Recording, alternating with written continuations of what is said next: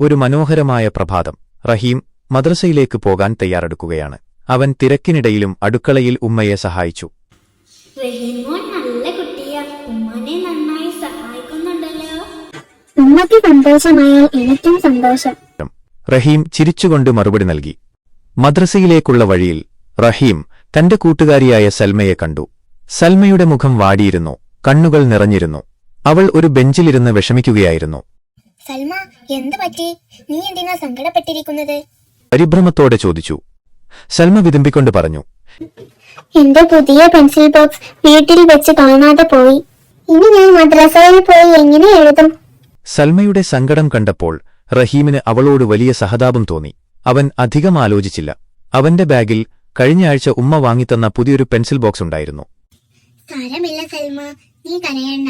എന്റെ കയ്യിൽ ഒരു പുതിയ പെൻസിൽ ബോക്സ് ഉണ്ട്, അത് ഞാൻ നിനക്ക് തരാം. നീ കരയണ്ട, നീ ഇത് വെച്ചോ. റഹീം നിറഞ്ഞ മനസ്സോടെ അത് സൽമക്ക് നേരെ നീട്ടി. സൽമയുടെ മുഖത്ത് പെട്ടെന്നൊരു പുഞ്ചിരി വിടർന്നു.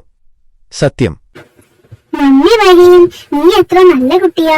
അവൾ സന്തോഷത്തോടെ അത് വാങ്ങി. അവർ രണ്ടുപേരും ചിരിച്ചുകൊണ്ട് മദ്രസയിലേക്ക് പോയി. ക്ലാസ്സിൽ അധ്യാപകൻ മനോഹരമായ ഒരു ഹദീസ് പഠിപ്പിക്കുകയായിരുന്നു. കുട്ടികളെ, പ്രവാചകൻ മുഹമ്മദ് നബി അലൈഹി വസല്ലം പറഞ്ഞിട്ടുണ്ട്, ഒരു നല്ല വാക്ക് ഒരു ദാനമാണ്, സദഖയാണ്.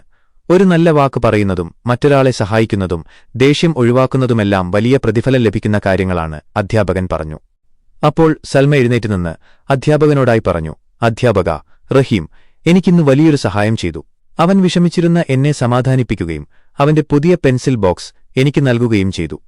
അധ്യാപകൻ റഹീമിനെ നോക്കി ചിരിച്ചു. അതെ സൽമ, റഹീം ഒരു നല്ല വാക്ക് പറയുകയും അതിനേക്കാൾ വലിയൊരു നല്ല കാര്യം ചെയ്യുകയും ചെയ്തു. അവന് അല്ലാഹുവിൽ നിന്ന് ധാരാളം പ്രതിഫലം ലഭിക്കും ഇൻഷാ അല്ലാ. നമ്മളെല്ലാവരും റഹീമിനെപ്പോലെ നല്ലവരായിരിക്കാൻ ശ്രമിക്കണം. റഹീമിന് അഭിമാനവും സന്തോഷവുമായി. അന്നുമുതൽ റഹീമും സൽമയും മറ്റെല്ലാ കൂട്ടുകാരും എപ്പോഴും നല്ല വാക്കുകൾ മാത്രം സംസാരിക്കുകയും പരസ്പരം സഹായിക്കുകയും ചെയ്തുകൊണ്ട് സന്തോഷത്തോടെ ജീവിച്ചു.